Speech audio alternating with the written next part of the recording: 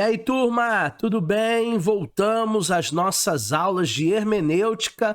Essa é a última aula do nosso módulo e a terceira aula falando de figuras de linguagem. Já falamos bastante, mas ainda temos algumas figuras de linguagem para fechar o nosso módulo de hermenêutica. Vamos falar agora sobre antropomorfismo. E que é isso, professor? Nome de remédio? Não, não é não. É a linguagem que atribui a Deus ações e faculdades humanas e até órgãos e membros do corpo humano. Então, quando a Bíblia fala, lá em 2 Crônicas, no capítulo de número 16, no versículo 9, que os olhos do Senhor eles passam por toda a terra, isso é um antropomorfismo. Quando a Bíblia fala nos Salmos de número 74, no versículo 11, sobre a mão do Senhor, a mão de Deus, isso também é um antropomorfismo. Temos ainda o antropopatismo. O que é isso? É a linguagem que atribui sentimentos humanos a Deus. Lá em Gênesis capítulo 6, verso 6, o Senhor diz que se arrependeu de ter criado a humanidade. Na verdade, Deus ele não se arrepende. Isso é uma linguagem figurada, antropopatismo. Temos ainda alegoria. A Bíblia está repleta de alegorias. Exposição de um pensamento sob forma figurada e a representação de uma coisa para dar ideia de outra. Sequência de metáforas que representam uma coisa nas palavras e outra coisa no sentido. É a narrativa em que as pessoas representam ideias e princípios. Então, o que nós temos na alegoria? Nós temos Agar e Sara, lá em Gálatas 4, do 21 ao 31, representando duas alianças. Quando você olha para Agar, você olha para uma aliança. Quando você olha para Sara, você tem uma outra aliança. Na verdade, não é nem Sara nem Agar, né? Na verdade, é Ismael e Isaac, o filho da promessa. E aí o apóstolo Paulo, em Gálatas 4, do 21 ao 31, vai trabalhar com essa alegoria. Nós também temos a alegoria do pão da vida, em João 6, do 51 ao 65. Todo o processo do pão, o João traz ali como alegoria para representar o Filho de Deus. Temos ainda a apóstrofe. O que é isso, professor Eduardo Maciel?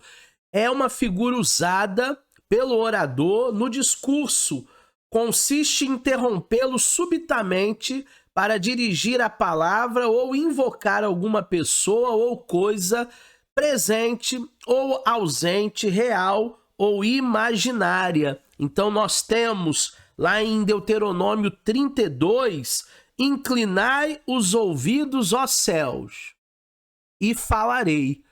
Esse falarei aí, depois de uma pausa, é uma apóstrofe.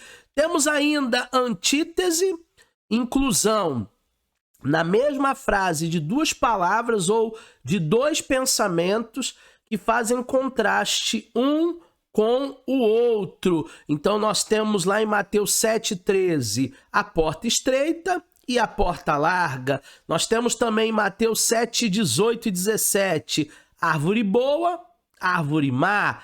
Isso são antíteses. Temos ainda a apologia, que é a defesa dos princípios cristãos, quando Paulo fala a Timóteo, lá na segunda carta 3,10, que toda escritura é divinamente inspirada, proveitosa para ensinar, para redarguir, para corrigir, para instruir em justiça, Paulo está fazendo a apologia da palavra de Deus. E temos também a apoteose, é o conjunto de honras, de glórias, de homenagens tributadas a Deus. Lá em Isaías 6:3, nós temos, os anjos dizendo: Santo, Santo, Santo é o Senhor dos exércitos. Isso é apoteose. Temos os enigmas na Bíblia, a enunciação de uma ideia numa linguagem difícil, numa linguagem abstrata,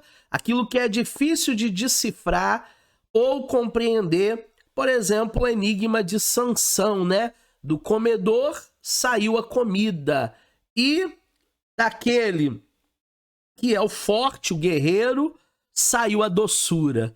Do comedor saiu a comida, do forte saiu a doçura. É o enigma de Sansão que está lá presente em Juízes 14:14. Temos ainda o eufemismo, que é suavizar a expressão de uma ideia, substituindo a palavra ou expressão por outra mais agradável, mais polida. Por isso que nós, quando vamos dar notícia de alguém que morreu, nós não dizemos assim: fulano morreu. Não. Fulano faleceu, está nos braços do Pai, virou uma estrelinha, se for para uma criança. Isso tudo é um eufemismo. Lá em Marcos, capítulo 5, versículo 39, Jesus vai dizer na casa de Jairo que a menina não estava morta, ela estava apenas dormindo. Mas, na verdade, é um eufemismo. Não havia batimento cardíaco, não havia pulsação.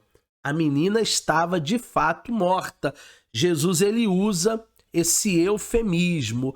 Temos ainda a fábula, que são alegoria histórica de narração breve, em verso ou prosa, destinada a ilustrar um preceito.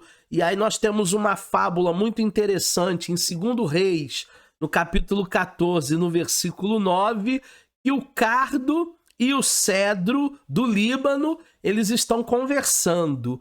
Duas árvores conversando ali na natureza. Isso é uma fábula de 2 Reis, capítulo 14, versículo 9.